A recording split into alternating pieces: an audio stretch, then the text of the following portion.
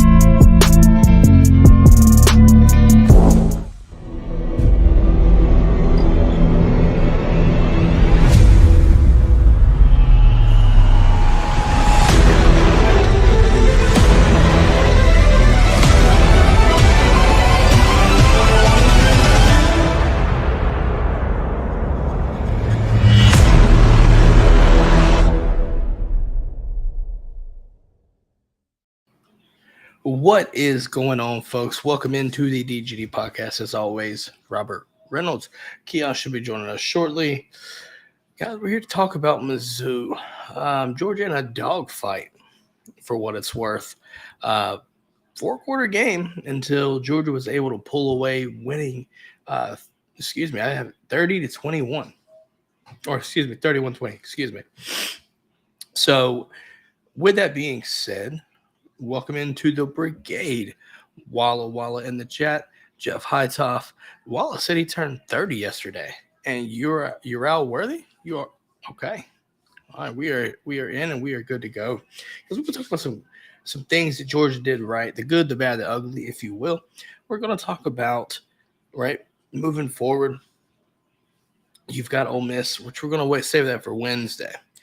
But I think there's some interesting things that can take away from this game that's going to shape the season moving forward.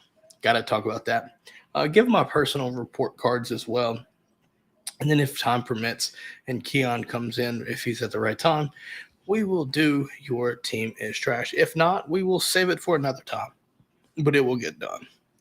With that being said, welcome in. And let's start off the show with our first sponsor of the night. We could get this out of the way, guys. Every Monday, hot and ready, first thing in the morning, that Apotheos coffee. Shout out to Apotheos Roastery on Twitter, Instagram. Apotheos Coffee on Twitter/X. Guys, go to the website, dgdpodcast.com, sponsors, Apotheos, and go shop. 20% of every single bag or K-Cup that you purchase goes to the Classic City Collective because they're the Classic City Collective official coffee and cold brew partner. Guys, it's some of the best coffee. And also, their Holiday Java is a limited quantity. They had it last year. Absolutely phenomenal, folks. Absolutely phenomenal. Go give them a shout out and also go get you some coffee. You will not be disappointed. I can guarantee you that. Let's talk about Missouri, though. First things first. Let's get this out of the way. That was one team that I think a lot of people may have overlooked some reason. But in all seriousness, that is a team that is a very good football team. That was my initial takeaway. They did a lot of good things defensively to kind of push Georgia into a predicament. A lot of run blitzes, guys. They were consistently blitzing 5-6 guys at a time, 6 guys at a time. All right, all night, all day, boom, boom, boom. But it wasn't like they were just throwing bodies at it and trying to see if it worked. It actually worked, right? They had a purpose, and there's also some good guys, especially on that defensive side of the ball. So when I look at it, kind of, I was expecting to run the ball more. Didn't necessarily do that as much. When you have a good defensive game plan, right, and you're sitting there and you're throwing the ball, or you're blitzing, as much as you are, you kind of have to do that, right? You have to throw the ball a little bit more, and you also look at getting the ball out of your quarterback's hands. That's kind of what we did, right? Dom Lovett got on the game first with the touchdown, right? That quick screen to catch the touchdown. Right, it was a perfect example of how to get away from the blitzing, right? That's how you have to do that. And it turned out to, and it just worked, right? Getting the ball out of your hands. You can't sit there and have slow developing plays against a team that's going to rush you like that. Just shouldn't do it. Carson Beck had 2 or 3 sacks. I think 3 sacks, right? Some questionable stuff on the offensive line. I'm not going to name names, but I'll leave you to infer for yourself on that. But there were a couple plays where overall I was impressed with the offensive line. Handling the blitzing and things like that, right? Sometimes you're just going to get overmatched. But in a couple instances, there were guys getting beat when they shouldn't have. And that'll get fixed. Right? That should get fixed. But overall, I think on the offensive side of the ball, we did well. Kendall Milton ran very hard again. And that's something that I look forward to seeing now that he's healthy. I think that's something that we have to have moving forward again. Looking at the running back health, right? The room. Having him running hard and physical, it's going to wear teams down. And that's what you need to do if you're Georgia. And then you got Dejon just being Dejon, right? Dejon being Dejon. Can't really complain about it. Just can't. Making a lot of guys miss. Just overall a good performance. I thought it was a good performance. But I do think that when it comes down to the receivers, right, Ladd McConkey continues to show why he is as advertised in the wake of Brock Bowers. And that's something that I think if you're a Georgia fan, you have to be thoroughly pleased with. Not having your best player. Not having your best player and still getting these outputs is something extremely difficult to do. All right, there were several plays where he's just saved. I wouldn't say saved. He's bailed out, right, Carson Beck. And you can't, again, he's just that good. Right? He's just that good. But at the same time, too, you look at it, right, not only did you have Ladd McConkey, but you got guys getting around the board. Like I said, Dom Lovett, I thought, had a really good game. Marcus Rosemy-Jack Saint shows you why he's got some of the best hands on the team. Just going to leave that there, too. right? So overall, from a receiver standpoint, I really liked the way we were able to get the ball out, right? I think Carson threw for run over 250 yards, which is I think that's a record for Georgia at least. 9 straight 250-yard or better performances. That is, wow, that's insane. It's absolutely insane.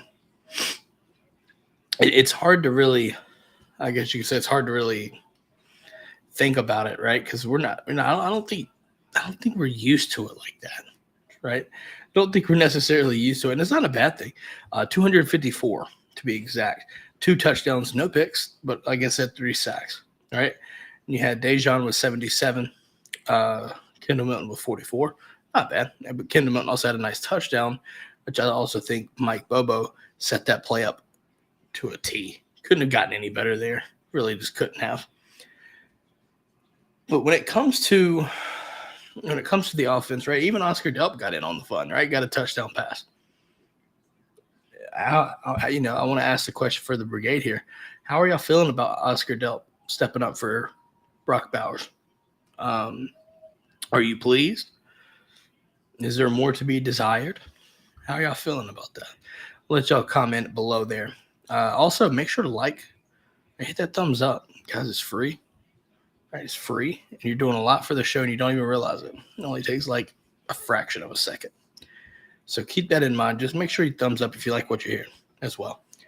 But overall, I think, when you come to the offensive line, again, I felt like they handled the situation extremely well, being able to, handle the blitz the whole night. It's hard to do when you're sending 6 guys, sometimes even 7, right? That's not easy to do. So I always look at that in a situation that's a big deal.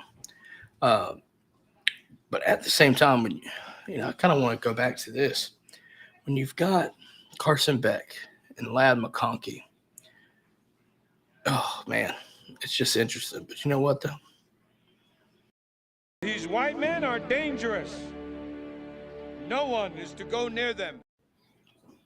Absolutely. They are absolutely dangerous, and I am completely on board with that. I think this offense is moving to a point where you don't really feel uncertain about not scoring points, right? I do think that there's, room for better execution. But at the same time, listen, points are points.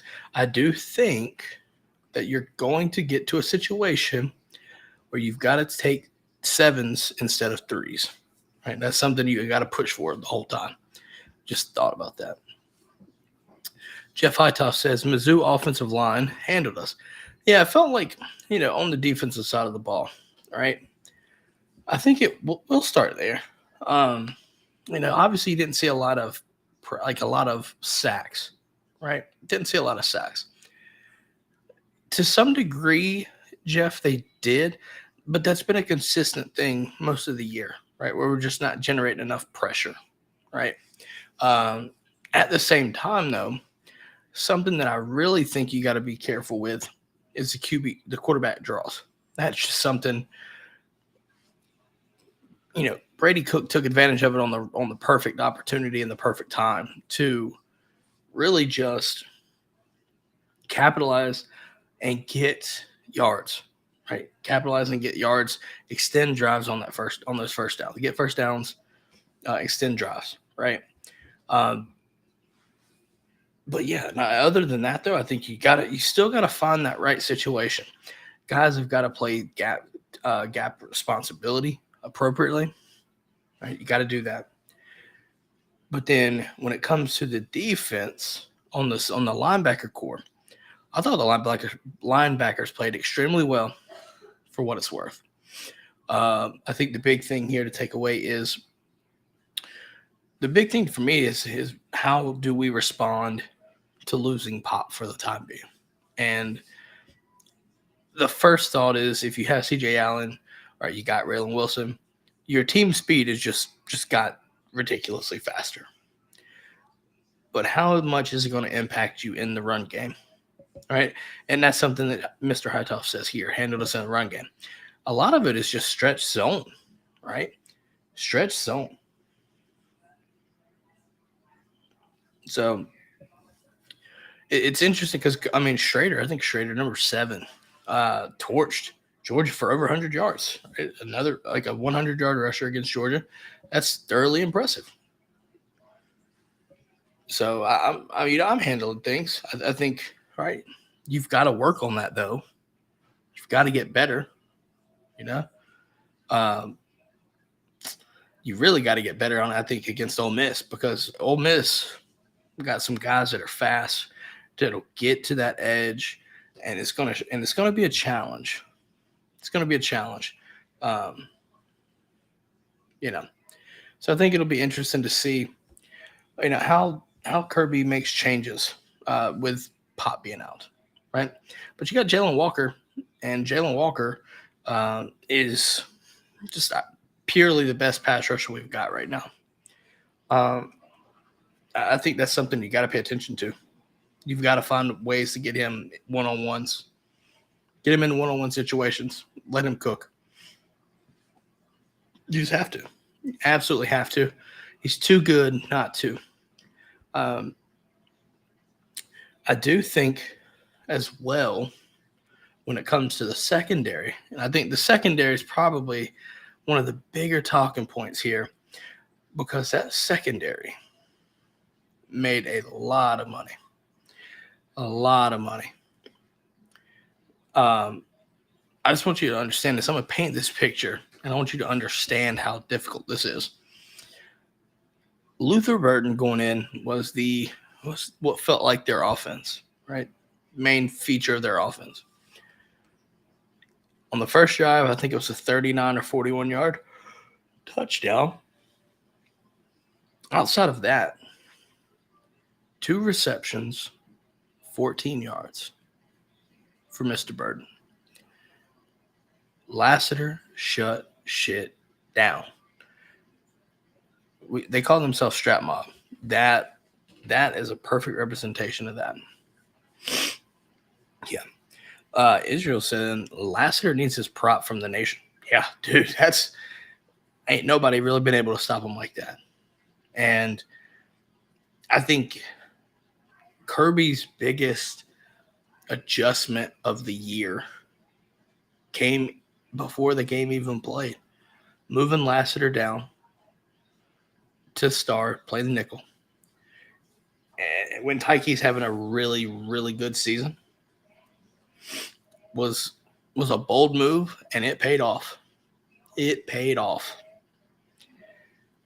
You have to love that change. You have to love the comfort with your personnel.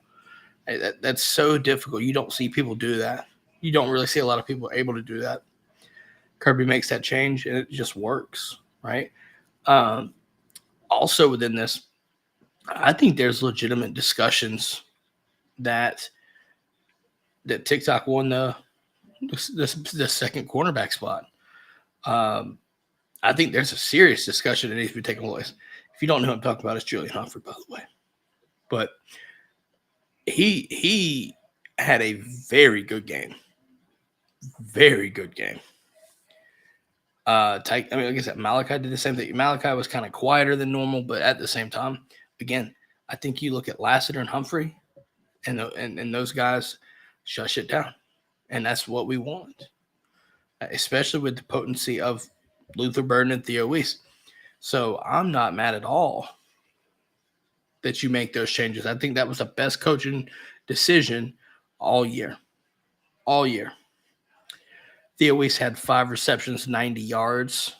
Right? Luther Burden had 3 for 53. Again, 2 for 14 outside of that long touchdown. Right? Dalen Everett kind of got picked on, and I'm not going to pick on him. All right? I'm not going to pick on him. But I think when it comes to playing man defense, there are some liabilities there that have got to get addressed.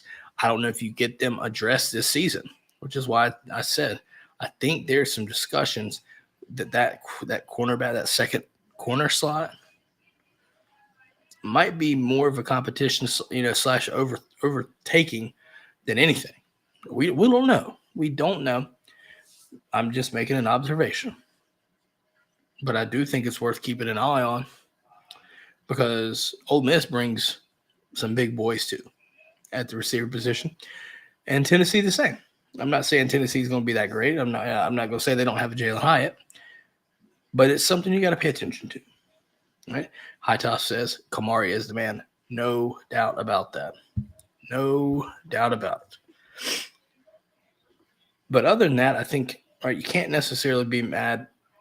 There were a couple plays right in the fourth quarter that kind of just stung because Theo Weiss was just getting the ball, boom, boom, boom, right down the field. But then you have Javon Bullard come up with the game-sealing interception. But before that, I cannot believe I didn't bring this up when I was talking about it. But how fun was it seeing the big boy interception with Nas Stackhouse? Just going to say that. I love it. I love it. I love it. I love it. I do. It's always fun to watch a big boy move. It was a long run, by the way, for 320 pounds. That was a long run. So I was impressed that he got to the 5. Not mad at all that he got to the 5. I wanted him to score, right? I wanted him to score. But at the same time, it's just a game-changing moment. It was a game-changing moment. And it was just fun to see, man. First off, the Georgia equipment have to work to find a bigger set of Savage paths because those things barely fit. Those things fit like his normal paths. Let's be honest. Well, I think you need to find an exercise for that man. Just gonna leave that there. Yeah, Wallace said he wanted that touchdown for him so bad. I think Dog Nation wanted that touchdown for him. Let's be real. Now that one did get called back to on a blindside block, but but overall, throughout the game, I thought it was a good battle, man. It really was a good battle. It's something I think Georgia can take from looking at a quality opponent. I think Missouri is a quality opponent. I really do. I wasn't one to sit there and bash people, right? I did have questions. About their pass defense, right? Considering, their offense, their passing game, right? Considering, right, that they were high potent offense. So I had questions there, but I think we got what we saw, right? Again, I think the biggest takeaway was Luther Burden, right? 3 receptions. And outside of that touchdown, if that didn't happen, you 2 for 14 is mind-boggling. It really is. And I think that's noteworthy. It's absolutely noteworthy. I don't really want to do this too much, but I have to do this. I felt like both sides were impacted negatively by officiating. Listen, we won the game. I'm not making excuses. I'm not. But the officiating could be better, right? It was just a sloppy game from officiating. Like a couple pass interference. Listen, there. If a Mizzou fan stumbles on this, I'm not calling y'all out 100% because I watched Javon Bullard. When C.J. Allen hit the receiver on the underneath route, Javon Bullard got beat and got crossed over, and ultimately got away with a PI there too. Now, there was a couple that I thought was interesting. Humphrey couldn't have played the ball better, right? Couldn't play the ball better. Burden gets hands on him and initiates contact, but then at the same time, Humphrey decides to, gets his head around, but they call that PI. It's things like this that don't make no sense to me. Then I've saw on Twitter and social media, guys getting to the edge, but they're being held, right? I mean, I ain't really whatever, but it's just there's overall the whole season has been kind of subpar for officiating, right? What do you do at this point? You gotta figure it out. Don't necessarily like doing it, but it's just annoying, right? It's just annoying when you watch a game and you see blatant things, not getting called. Just not getting called. I don't understand why, but that's just the way it is sometimes. Other than that, though, my takeaways for that, I think were pretty interesting. Like I said, caught a lot of good games. Listen, for what it's worth, Bobo, I thought did a very good job. Think he did very good. Oh yeah. Mr. Hot Tough says Marcus got crushed on that screen. Oh boy, that just shows you Mizzou's physicality too. They lit up Mr. Roseman, and that looked like it hurt pretty bad. That looked like it hurt. I'm just gonna leave that there because I wouldn't want that to happen to me. But yeah, he dang sure did. Yeah, that was nasty. Yeah. It was a physical game too. All right, like I said, the sack, right? Think about this. You had right before that sack that Tyke had, I think it was Tyke. Right before that, you had CJ Allen's hit underneath, and that dude thumped that man. Thumped him. I was like, okay, I see you, 33. But the design on that play was brilliant to dial up that pressure on that third down. It was absolutely perfect timing. It was a perfect way to do it. It's always fun to watch a blitz on a free touch, right? Nobody touches you. You just get to run free range, bam, hit them. It's always fun to see that. He didn't see it coming. So I always thought that was interesting, but I was glad to see us get some multiple sacks too. But at the same time, you got to stop over pursuing. All right, you open up lanes, right? Especially with quarterbacks.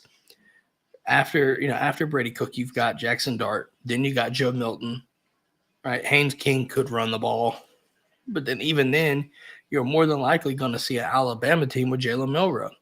Well, he also did it on the LSU defense. But at the same time, if you're having issues containing, then that might be a problem for you too. So, yeah, Jalen had a sack and a half. Let's go ahead and do this. Let's pop to the over-unders for the week. Excuse me. So for the week, Carson Beck, 26.5 completions, ended up with 21. That was the over-under. Went 21, so it was under. Edwards and Milton, 150 rushing yards combined, ended up with 121. That is also under. Wilson, TID, and Jalen Walker, 1.5 sacks combined, was a push, right? Walker with a sack and a half out of those three. Brady Cook, half an interception, obviously over with 2. Ladd McConkey hit over with 95 receiving yards. When the number was 80. Georgia clean game. Over under was at a half. Now you're looking at a 0.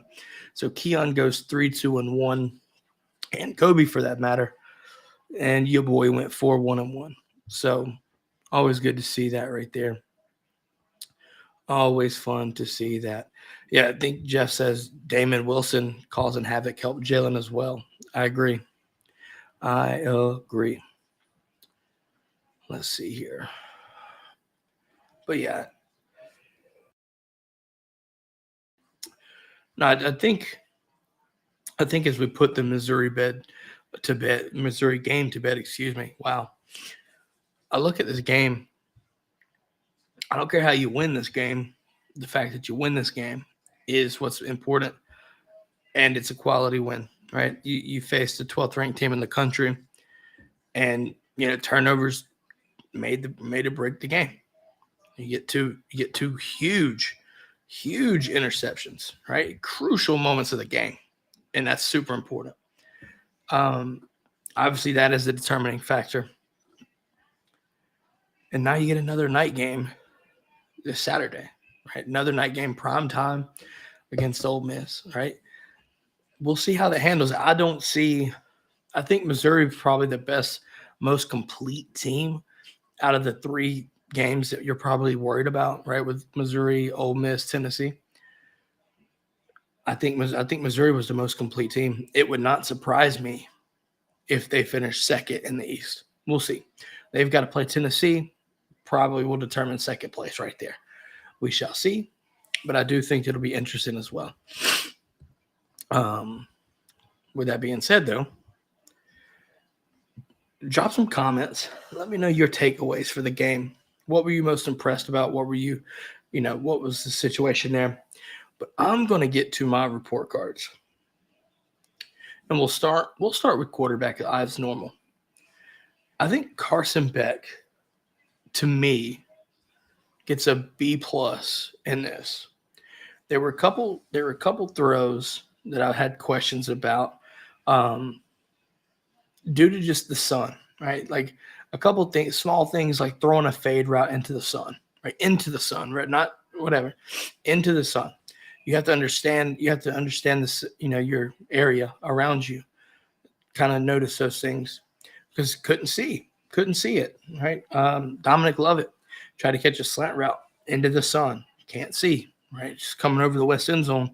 Super hard to see, especially at that time of night. Now, next week, you shouldn't have that issue because you're playing under the lights. So we'll see what happens there. But overall, I think you give it a B+, right? Also showed the legs off, right? He was able to extend some plays, get out of the way, right? And do the thing. Excuse me. There was one, I think another reason why I gave him a B+ was there was one sack that I felt like he could have gotten rid of, but he held the ball for just a tad too long. I might be just overthinking that, but that's what I saw. But I think B+ is where I'm going with Carson and Clay Vandegrift, by the way. All right. Clay Vandegrift got in for a play as well. Just going to leave that there. If you know, you know. Moving on to the running backs, I think you look at Milton. I think you look at Dejon. And I'm going, considering the circumstances, I'm going A-. There's a lot of good. I like the fact that Kendall ran extremely hard again. And I love seeing that because that means he's basically as healthy as he's going to be. And that is going to cause problems. When Kendall Milton is feared and makes people not want to tackle him, that is when things get dicey if you're Georgia, because you can run him extremely hard. He had that nice, perfectly designed run for the touchdown, right? Perfect run for the touchdown. But if you also think about it too, Dejon Edwards held Carson Beck out on the flat route, right? When he was extending the play, goes out there, shoots out to the flat, and turns a potential sack, more than likely, because he slips out and turns it into a +20. And those are the things that you need from your running backs to have that kind of game. So I'm going A-. There were a couple times where, right, if they're staying in the backfield, not being able to get to the pass pro, right? To me, I think you've got to be more aware of things like that. But at the same time, I'm not going to let it ding you too much, right? For what it's worth, it didn't have a terrible game either. It was a really good game. They were run blitzing. They were doing all these things. It's hard to run against that shit. Let's be honest. It's not easy to run against it. So the fact that you found the holes that you did, it works out well. Moving to the receivers. I'm going I'm gonna go B. I think B here. Actually, no, B+. I'm gonna go B+. Looking at, aside from a couple perimeter blocking mishaps, I think ultimately, right, think about we talked about this earlier, right? Marcus Roseman getting leveled, right? Kind of a missed block, right? Some of these things, you hit the blocks the right way, shit changes, right? It just does. But ultimately, right, you had Lat McConkey have another good game, and Marcus Roseman-Jack Saint continuing to show that he has some of the best hands on the team. Right, I think that's crucial as well. Lat McConkey almost had 95 yards, almost another 100-yard game. All right. But also you had, I think at one point, you had, God, how many receivers? 8 receivers had a reception. Or sorry, 7 receptions. Excuse me, 7. 7 had a reception. So that's a big deal. That's a big deal because you're spreading it around. Right? You're spreading it around. So I'm excited about that, and also the screen game. Right, Dominic Lovett getting that look back. Beautiful thing to see. So I'm gonna go A minus there, or B plus. Excuse me, B plus. Tight ends. I think I'm gonna go B plus as well. I think some mistakes in the blocking need to be better, but you also get a touchdown. Oscar Dub gets a touchdown. I think you have to give that right there. He stepped up. He stepped up with Bowers being out. It might not be. Yeah, you can't expect it to be like identical, right, to that. You can't. Bowers being out is just different, right? But we've saw Delp grow, right, whether it be blocking or receiving as well throughout this 2 games so far. I'm not mad at all. So I'm going B plus. Offensive line, I'm going to go B. Feel like I am excited for when Mims comes back. I think this offensive line should never see a B again. Should never see a B again. I just think that. Yeah, you had 3 sacks, right? Again, to your credit, you did really well handling run blitzes and things like this of that nature. Right? They're overloaded at times as well. So I'm not going to hold your feet to the fire too much. But you're an experienced group, right? I think that matters too. And you did get bullied a little bit at times. But at the same time, it sounds harsh, but at the same time, you also opened up some holes for the running backs. You saw the Kendall touchdown, right? It was a beautiful thing. The combo blocks, getting to the second level.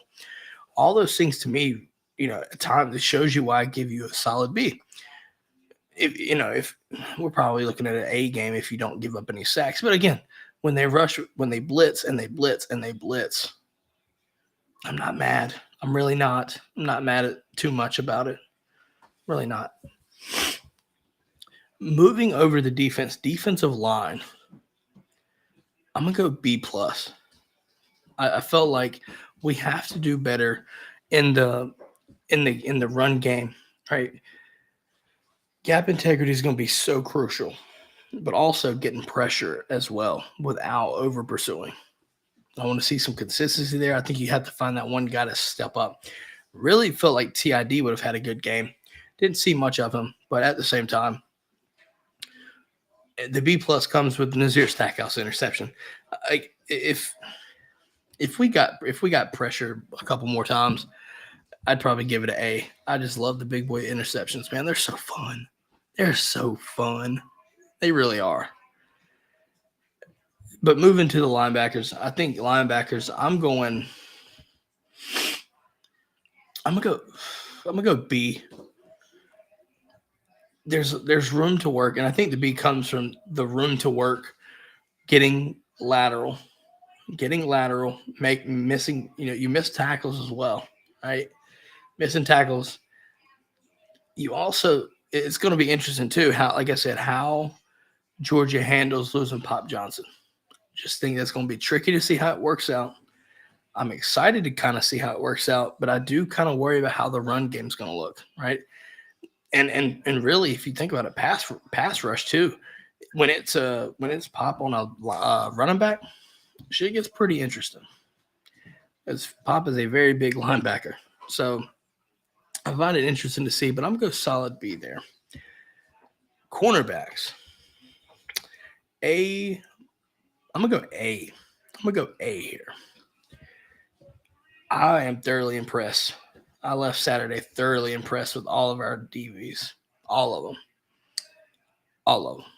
And also, Rudes brings up a good point to the defensive line as well. Michael set the edge well. Yeah, there were some times that we had glimpses of what we need to do to set the edge, right? Stop the stretch zone runs and things like that. There were times where that happened. So, yeah, I think Roots brings up a good point. But looking at the DBs, again, to me, it's a padlock stat to set this to an A. 2 for 14. 2 for 14. It's crazy to think outside of that touchdown that Burden had 2 receptions for 14 yards after that. It's crazy. So you have to give it an A. You just have to. And then special teams, I'm giving that an A+. Peyton Woodring, for what it's worth, Peyton Woodring is, we had this stretch of games where kind of really hesitant about it, but he has gotten into his zone and is very confident. Clutch moment, 48-yarder, drilled it, right? Longest field goal of his career at Georgia, and a big game, big time field goal too. Just drills it right down the middle. It's like, oh, brilliant stuff. Brilliant stuff. So I'm giving that an A+. Now we're getting into some comments. Got Rudes and Miriam in the chat. Welcome in, everybody. Welcome in. We'll talk about let's talk a little bit about y'all's takeaways from it. We'll see some comments and stuff too. Brooks Austin had mentioned that they played 3 cornerbacks at some point, or we did. Georgia did. It's just crazy. I mean, it's wild to think that, but it's a cool thing to see. Rudes, I'd mentioned, the decision to put Lassiter in the nickel has to be one of the best decisions I've seen all year. Best coaching change I've seen all year. Miriam says our offensive line improved in the second half. First half was shaky attempts. Yeah, no, it was. I think a lot of it too, and Rude says they blitz a ton. Yeah, I think it's just managing that, right? And I think that you find a way to make the adjustments, right? Georgia's been proven to be a second half team in regards to adjustments. Again, I think that's partially what we did with Luther Burden, right? Julian Humphrey stepped up in a huge way, especially in the second half. So for what it's worth, these adjustments are winning games, right? They really are. There's really no other way to get around it. We are winning games because of adjustments, even into the second half, right? Second half games. Are there any? I'm trying to think here. I'm looking into this game. I really think we have to be careful with Schrader. First off, I think Schrader, probably nobody really knows about him, but I think him running for 112 yards, I think it was, that'll open up some eyes because he was doing some elite stuff.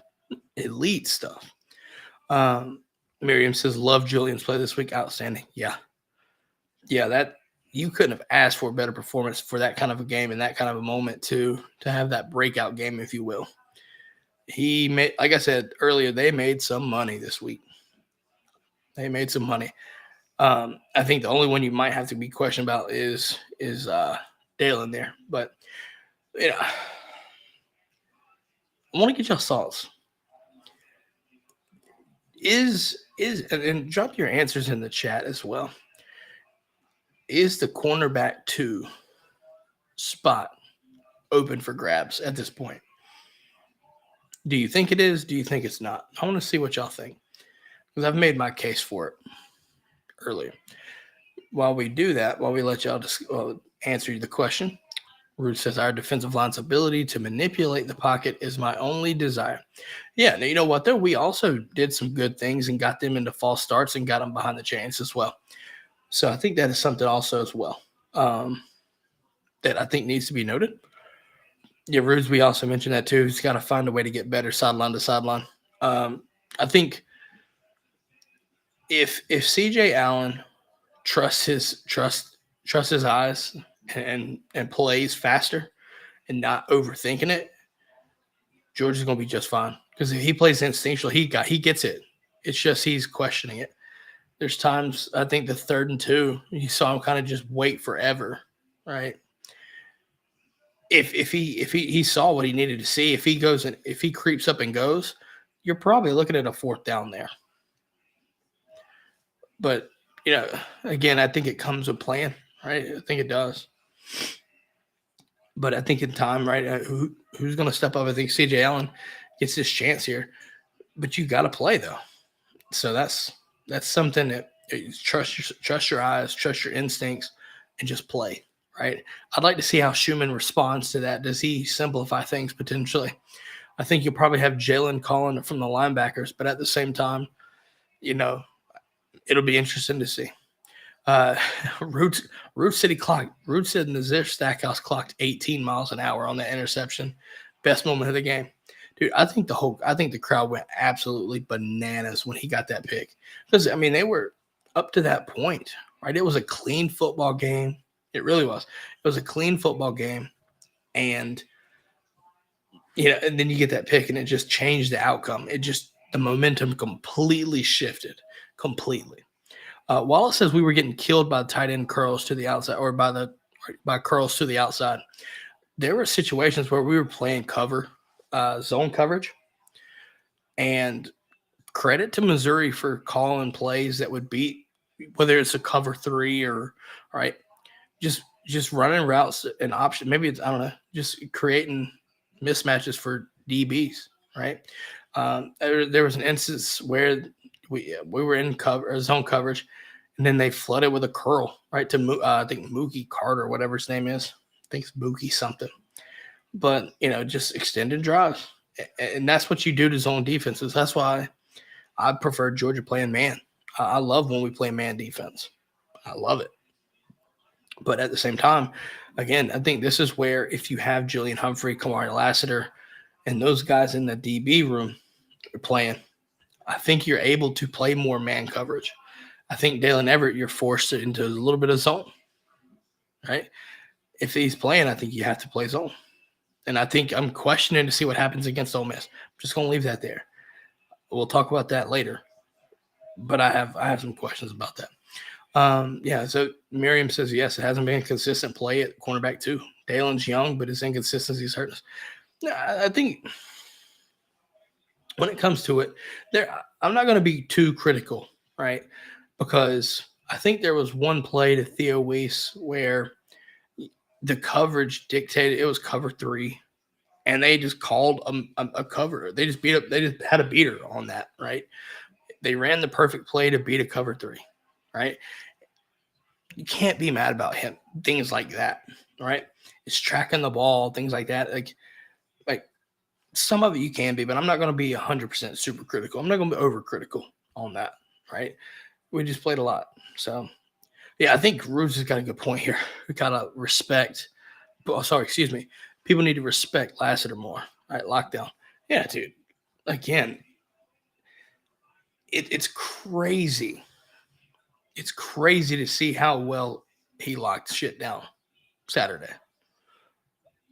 If any NFL scouting or team had questions, I think he got answered in an emphatic way. Really big way. Let me see. I don't think Keon's going to make it, so I want to ask y'all a question for the brigade. Do we continue to do this, or do I do a solo Your Team is Trash? Let me know what y'all think. And in the meantime, we're going to bring up our second sponsor of the night, and you know who it is. It's Alumni Hall, folks. Get geared up for game day. Going to Alumni Hall in Athens, GA. Right? 10 minutes away from Sanford Stadium. Give them a follow on their socials at Alumni Hall UGA. That's Instagram and Twitter /X. Right? Give them a follow. If you're in stores, mention the show, get 10% off. Or go to our website. If you can't make it in stores, go to our website, dgdpodcast.com. Sponsors, find Alumni Hall and shop and support the show. You can support myself. You can support Keon, Kobe, Juan, Spike Squad. Right? Do us a favor. Go check them out. They got all your licensed Nike, Cutter and Buck, 47, your hats, got jerseys. By the way, basketball season just started up, so they got your basketball gear as well. Don't get it twisted. Listen, go check them out at Alumni Hall, folks. It's that simple. We've given it a second. Let's go see. Okay. So I think we're getting to a solo your team is trash. What we're gonna have to do though is I'm gonna save a couple. And we're gonna have to find a way to get this back into it. Right? We're gonna have to do this because Keon and Kobe's gotta have fun with this. I'm not not taking away all the fun. But I'll do a couple that I thought would be interesting. Okay. So we'll do that. But before that, let's see here. Miriam says, no, Dalen has had good moments. I wouldn't take that away. Just hope he gets more consistent with that good play. Yeah. Again, there's been moments where he's had tremendous, he's shown us tremendous upside. But then, in crucial moments, you got to be careful with that, right? Because fourth quarter, they were driving, things like that. Oh, Wallace trying to get me a suggestion saying that number one team in the country sure did struggle against fucking Rutgers. And that F-bomb was not mine. That was his, by the way. Yeah. Simple as that, right, guys? Let me get started, though. First things first, if you're not familiar with this, first off, if you're here, hit the thumbs up. Hit the thumbs up. Tell the people they need to do it. If they don't want to listen to me, maybe they listen to the brigade. Hey, the brigade's a feisty bunch. That's all I'm going to say. Just leave that there. Yeah, the refs, 100%, Miriam, you didn't catch my rant earlier. Definitely thought it was inconsistent play officiating on both sides. I'm not going to – I mean, we won the game fair, whatever. I just didn't like the officiating overall. At both sides, there were missed calls that shouldn't have been called. Just super uneven, inconsistent shit. Oh, all right. For those that are not familiar, your team is trash, folks. Some people just got to hear this, all right? Your team is trash, and you have to fucking deal with that. First things first.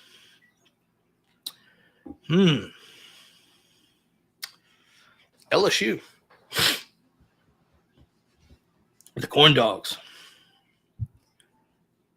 What happened?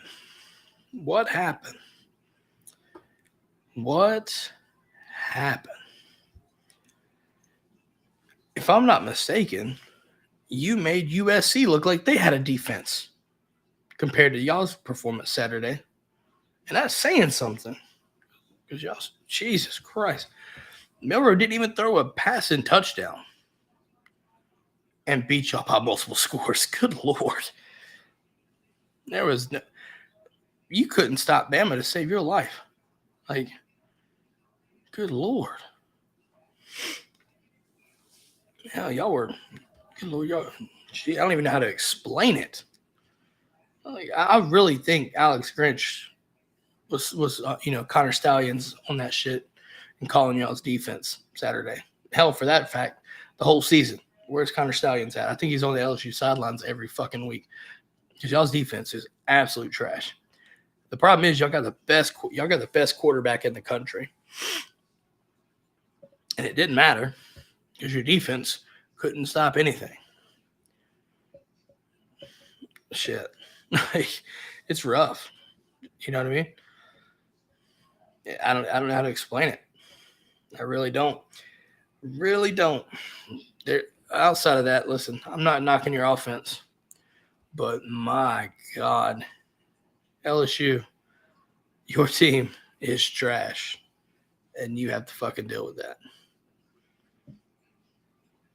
That's pitiful. Yeah, they're giving Todd Grantham a call. Shit. They couldn't catch it. They couldn't catch chlamydia in a fucking free brothel. Jesus. Couldn't keep up with Milroe or nothing. Just couldn't stop him. Oh, man. Next one up. Notre Dame. God, this is becoming a fucking trend at this point. Notre Dame, you gave Dabo hope.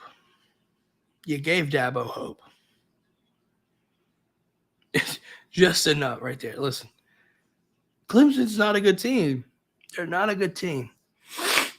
And you got bullied.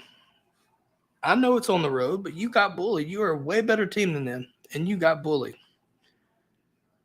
I don't understand this. Like, is your head coach allergic to big moments and big games? Don't really know, but it sure as hell seems like it. And Clemson ain't even a big game. Damn, Clemson 4-4 going into that game. That ain't a big game. How'd you end up losing to that? Fucking pitiful. Fucking pitiful. You can't win a big game if your fucking life depended on it. Fucking trash ass Golden Domers, man. Injury misery here right now. Notre Dame, your team is trash. Y'all just got to deal with that, man. I don't know if y'all ever get back to being back like y'all think y'all are. Just going to leave that there. Notre Dame, the only school with enough holiness over Dabo, and they still shit the bed. Yeah. Apparently, Dabo was holier than thou, wasn't they? Yeah. Learn that shit real quick. I think I'm going to do one more and then wrap this thing up and take some more comments if y'all want. Oh, man. I was going to do that, but I think that will be a good one for Keon. Keon will be good right there. USC. The Trojans. Meet again. How you doing? Man, I'm so proud of you. You finally got rid of the biggest problem on your team for 2-3 years. I'm so proud of you. You got rid of Alex Grinch. So proud of you. I'm so proud. Because now, Casper the Friendly Fucking Ghost could give you a better defensive performance than what Alex Grinch did for 3 years.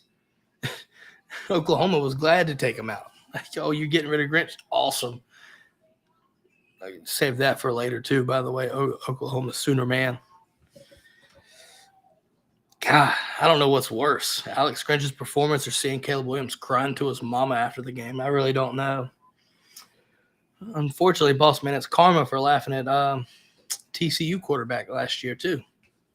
Don't act like people forgot. Social media is undefeated, folks. They really are. They really are. Social media stays undefeated. Man. Caleb Williams said, Rudes is helping me out here. I love it. With the assist. Stop crying. Paint your nails. Stop crying. Stop painting your nails and ask Lincoln for a defense. Boy, listen. I understand. It's a good thing to have that emotion. The optics was bad on that one, boy. Especially when you got on to Max Duggan last year for him crying in that press game, on that presser. Man. You know what? Might be a blessing in disguise. You know what? I think the tracker should be, where does Alex Grinch go from here? My man might be coaching high school ball for all I care. I don't know anybody wants that fucking man on defense, especially. That's the thing. You're a defensive-minded guy, but you ain't got no damn defense. You ain't got no damn defense. I can't help you. I don't know. Shit. Lord Jesus Christ probably couldn't save your ass on trying to call defense. Don't know how to fix y'all's problems there. USC, listen. Pay attention. If a Trojan fan's watching this, listen. Your team is trash, and you have to deal with that.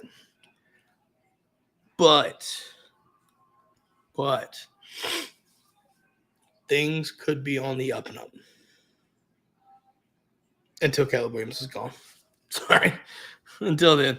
And once you lose Caleb Williams, I don't know. Can't help you there. You're going to get better on defense, but once Caleb leaves, I think your offense is going to shit the bed too. So either way, good luck. Lincoln Riley grows A-holes at quarterback. Listen. I'm done with your team is trash. I do want to let you know, though, that man ain't developed an NFL quarterback, has he? All these good Heisman-winning quarterbacks ain't done shit in the NFL, have they? Jalen Hurts was a Bama-developed guy. Played 3 years under him. I'm waiting to see the first Lincoln Riley quarterback that's done anything worth a fuck. I'll wait. Yeah, feel free, Brigade. Tell me tell me which quarterback has done something that's been under Lincoln Riley. Please, if you tell me, great. I will gladly learn something today. But until then, I'll sit here and play Jeopardy music in my head. Anyways, while y'all are typing away trying to figure this out, guys, again, I'm gonna go back and touch on this. Yes, while you'll probably be sitting there till Christmas time, looking at the Missouri game, right? Again, quality win. It might not have been, right? It might not have covered, right? For those that bet and everything, it might not have covered. A win's a win at this point. But two, listen, that's the most complete team left on our schedule. And you just handled them by 9 points. Right? You rode the wave and you won. You got a night game against Ole Miss, 3:30 game in Neyland. Right? I'm glad it wasn't a night game, I guess. But you're on the road. Carson Beck's got some tests ahead of him. We'll wait to see what happens with Brock Bowers. Maybe might see something before SEC championship game. But if not, I'm sorry for the team that awaits us in Atlanta. Because he'll be back. And it's going to be scary. I'm okay with it. I'm at peace with the fact that he's coming back. It's going to be fun. It's going to be fun. Because the team that meets us in Atlanta is not ready for it.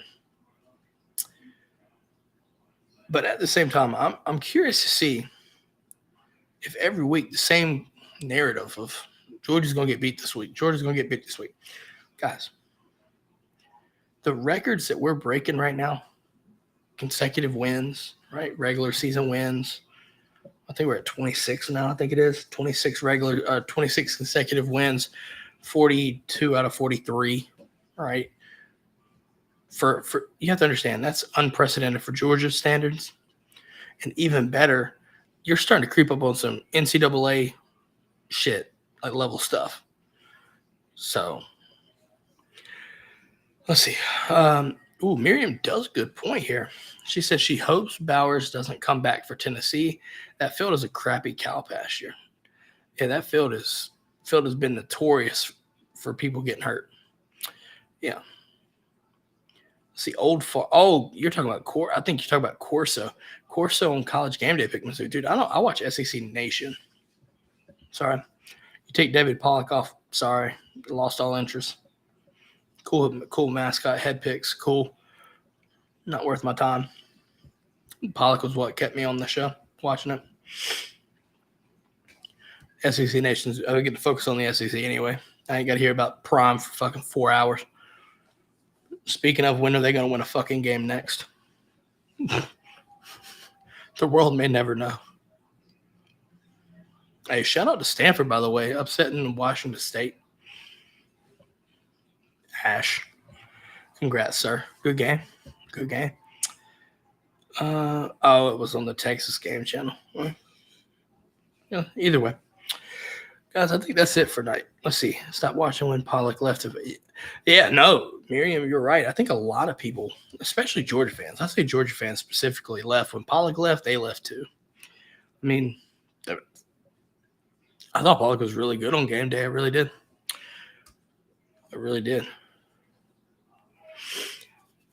Let's see. Hold on. Stop. Yeah, I'm not usually home anyway. Yeah, I know you typically, Miriam, if I'm not mistaken, you typically go to all the games, don't you? Pretty sure you go to all the games, if I'm not mistaken. I might be wrong. Let's see here. 41. But yeah, that's it. I digress. Let's see.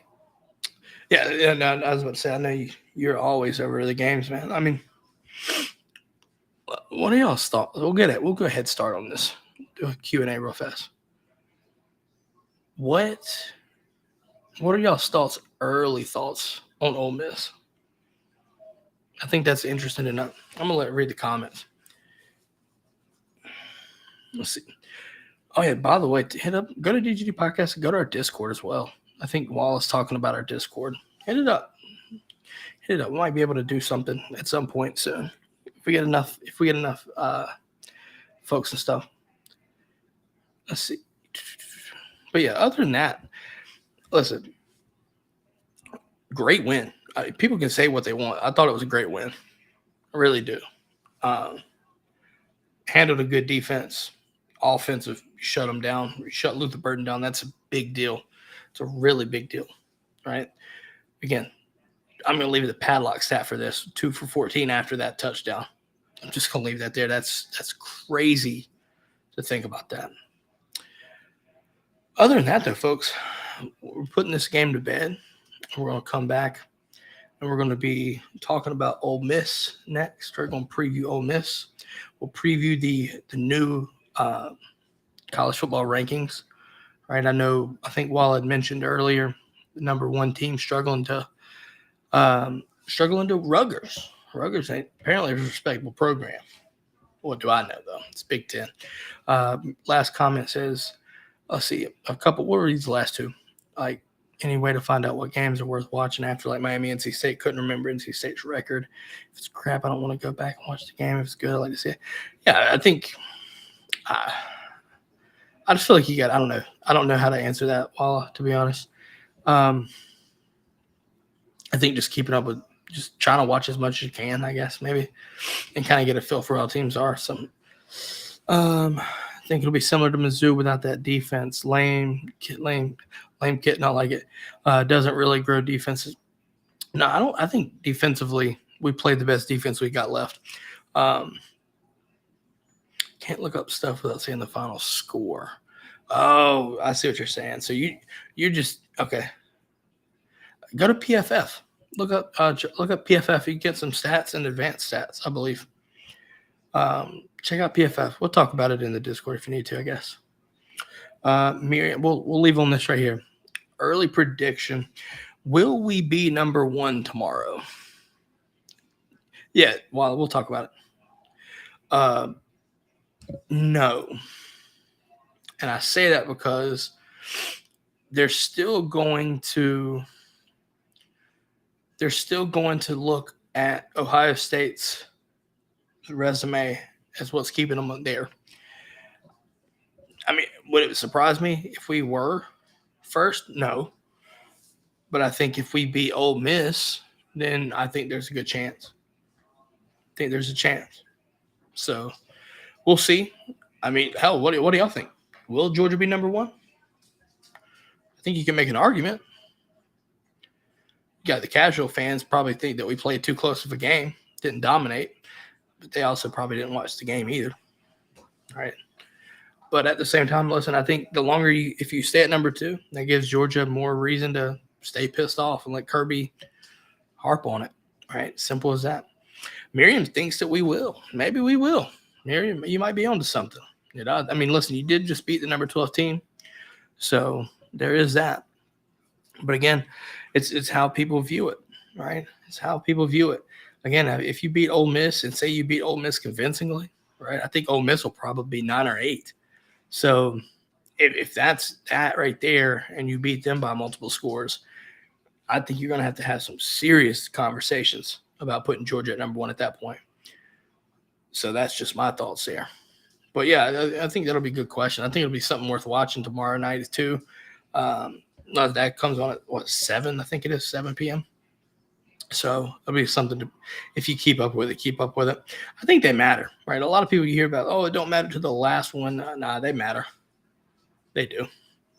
But other than that, though, thank you, Walla, for the comment there on the solo dolo tonight. Other than that, though, guys, we're going to wrap this thing up, and we're going to get ready for next episode here. We got a big-time matchup. Maybe in the meantime, we see some trash talk. We discuss it, right? Obviously, y'all know what it is. It's going to be the Ole Miss preview. It's going to be our week 11 DGD picks or week 12 pick. I don't even remember now at this point, man. There's so many damn games. Next installation of the picks for the week, right? If you're listening, if you get a chance, go to our Twitter at the DGD Podcast and go look for our Twitter poll. Make your selections for who you think is going to win, because those Twitter polls determine the standings for the records, right? This is what happens. So keep that in mind. Yeah, Rutgers isn't exactly a powerhouse, and the Ohio State struggled. Yeah, again, I mean, Rutgers has a decent record too, but it's Rutgers at the end of the day. But I mean, a lot of people are probably going to say that it's Missouri, but if you haven't watched the fucking game, you don't know what the hell you're talking about, right? If you haven't watched them play, it's hard to really say. No problem, Miriam. Thank you for that. We're going to get off here. We're going to get ready for the next episode, folks. If you like the show, hit that thumbs up. Like, follow, subscribe. Go check out our website, by the way, dgdpodcast.com. Just did some updates and some renovations to it. I think you'll like it. Let us know what you think about that, too. If you want to see some different changes, let us know. See if we can make it happen. All right? Stay tuned, folks. We have got some big news coming up. Big news. And also stay tuned because it could be Mary Flipmas, just by the way. Just leave that there. With that being said, y'all know who it is. Robert Reynolds on the DGD Podcast. Catch y'all next time. Go Dogs.